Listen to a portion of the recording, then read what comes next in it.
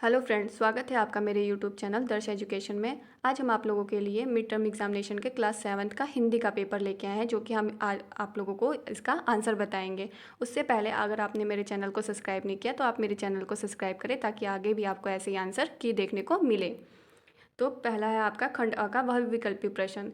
तो जैसा कि आपको ये पैराग्राफ दिया गया है एक, तो इसमें से आपको छांट के लिखना है।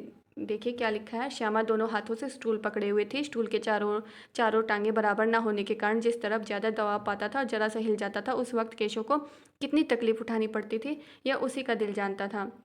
दोनों हाथों से कार्निस पकड़ लेता और श्यामा को दबी आवाज़ से डांटता, अच्छी तरह से पकड़ वरना उतरकर बहुत मारूंगा। तो पहला क्वेश्चन है आपका, कार्निश को दोनों हाथों से कौन पकड़ लेता था? तो कार्निश को दोनों हाथों से केशव पकड़ लेता था। इसका राइट आंसर केशव हो जाएगा।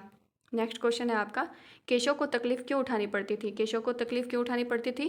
क्योंकि स्टूल के हिलने के कारण उसको तकलीफ उठानी पड़ती थी। नेक्स्ट है आपका, काव्यांश को पढ़कर बहुविकल्पी प्रश्नों के सर्वाधिक उपयुक्त विकल्प चुनकर लिखिए।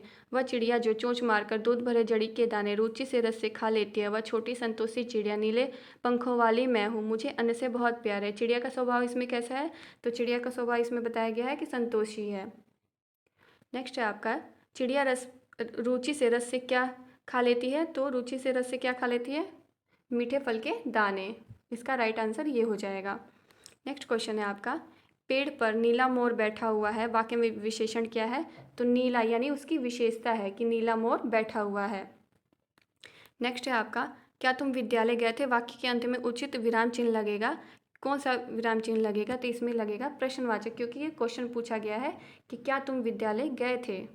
नेक्स्ट है आपका, छत पर कोई है, यानी कोई क्या हो जाएगा? इसमें सर्वनाम हो जाएगा। छत पर कोई है, वाक्य में सर्वनाम ढूंढना है हमें, तो कोई इस पे कोई सर्वनाम हो जाएगा। नेक्स्ट है आपका, कवि शब्द का स्त्रीलिंग क्या है? तो कवि शब्द का स्त्रीलिंग कवित्री होता है। नेक्स्ट है आपका,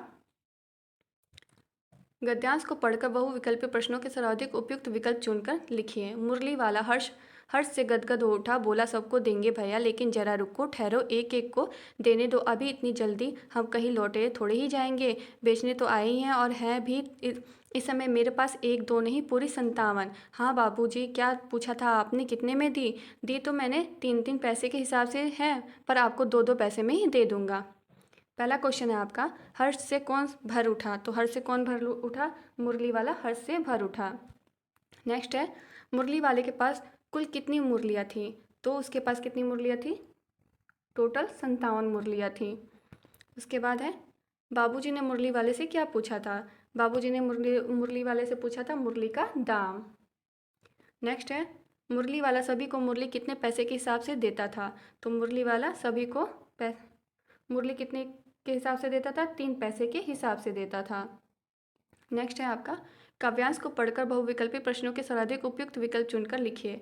ऐसे थे आसमान आसमान की उड़ते नीले नभ की सीमा पाने, लाल किरण सी चोच खोल, गगन तारक अनार के चुगन तारक अनार के दाने, होती सीमाहीन क्षितिज में इन पंखों की होड़ा होड़ी, या तो क्षितिज मिलन बन जाता या तंती सांसों की डोरी।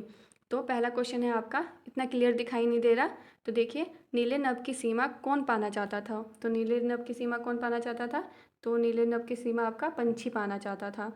नेक्स्ट क्वेश्चन है, तारक अनार के दाने का भावार्थ क्या होता है? तो तारक अनार के दाने का भावार्थ होता है तारे रूपी अनार के दाने। ये इसका राइट आंसर हो जाएगा। उपयुक्त पंक्तियों में पक्षियों की क्या इच्छा होती है? उपयुक्त पंक्तियों में पक्षियों की इच्छा होती है कि वो क्षितिज से मिलने की इच्छा होती है। क्षितिज को कैसा बताया गया है? तो क्षितिज को सीमाहीन बताया गया है, यानी उसकी कोई सीमा नहीं होती है। नेक्स्ट है आपका, रोहिणी को मुरली वाले के स्वर में किसका स्मरण हो आया था? तो रोहिणी को मुरली वाले के स्वर में खिलौने वाले का स्मरण हो आया था। नेक्स्ट है आपका, पापा खो गए पाठ में वर्णित घटनाएं घटनाएं किस समय घटित हो रही थी? तो किस समय घटित हो रही थी? तो रात के समय। नेक्स्ट है आपका, निम्नलिखित बहुविकल्पी प्रश्नों के सर्वाधिक उपयुक्त विकल्प चुनकर लिखिए। पंक्षियों के पंख कैसे होते हैं? तो पंक्षियों के पंख पुलकित होते हैं। नेक्स्ट है आपका, कठपुतली किससे मुक्त होना चाहती थी? तो कठपुतली बंधनों से मुक्त होना चाहती थी। नेक्स्ट क्वेश्चन है आपका, द्वंद्व समास का एक उदाहरण लिखिए। तो द्वंद्व समास का एक उदाहरण जैसे कि हो जाएगा अमीर और गरीब।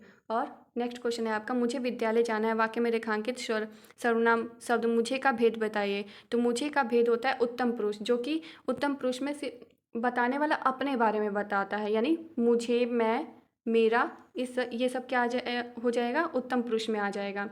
नेक्स्ट है आपका, सोना शब्द से एक नया शब्द का निर्माण करें। सोना शब्द से एक नए शब्द का निर्माण क्या हो जाएगा, कनक हो जाएगा, स्वर्ण हो जाएगा, हारक हो जाएगा, जातरूप हो जाएगा।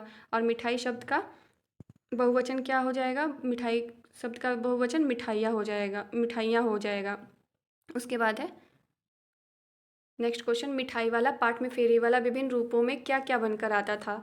तो वो क्या क्या बन के आता था, बहलाने वाला और खिलौने वाला बनकर आता था। नेक्स्ट क्वेश्चन है, मिठाई वाला पाठ में चुन्नू और मुन्नू की माँ का क्या नाम था। मिठाई वाला पाठ में चुन्नू और मुन्नू की माँ का नाम रोहिणी था। पापा खो गए पाठ में चोरी चोरी चिट्ठियाँ कौन सा पात्र पढ़ता था। तो उसमें चोरी चोरी चिट्ठियाँ लेटर बॉक्स पढ़ता था। पापा खो गए पाठ में सिनेमा के पोस्टर पर किसकी आकृति बनी हुई थी। तो नाचने वाली लड़की की आकृति बनी हुई थी। अगर आपको मेरी ये वीडियो पसंद आए तो प्लीज़ लाइक, शेयर, कमेंट और सब्सक्राइब करना ना भूलें। उसके बाद नेक्स्ट क्वेश्चन है आपका, हम पक्षी उन्मुक्त गगन के कविता के अनुसार पक्षी कहाँ रहकर अपनी गति और उड़ान भूल जाते हैं। क्षितिज में रहकर अपनी गति और उड़ान भूल जाते हैं। इसका राइट आंसर हो जाएगा क्षितिज।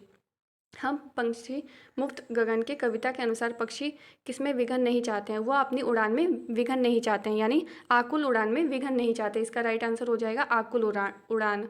नेक्स्ट क्वेश्चन है आपका, कठपुतली कविता में कठपुतली क्या तोड़ना चाहती है। कठपुतली कविता में कठपुतली अपने सारे बंधनों को तोड़ना चाहती है, वो स्वतंत्र होना चाहती है। इसका आंसर हो जाएगा बंधनों को तोड़ना चाहती है। और उसके बाद है, कठपुतली कविता के रचनाकार कौन है। तो कठपुतली कविता के रचनाकार हैं भवानी प्रसाद मिश्र। अगर आपको मेरी ये वीडियो पसंद आए तो लाइक, शेयर, कमेंट और सब्सक्राइब करना ना भूलें। और अगर आप चाहते हैं कि ऐसे ही आपको आंसर की मिले तो आप मुझे कमेंट करके ज़रूर बताएं। Thanks for watching.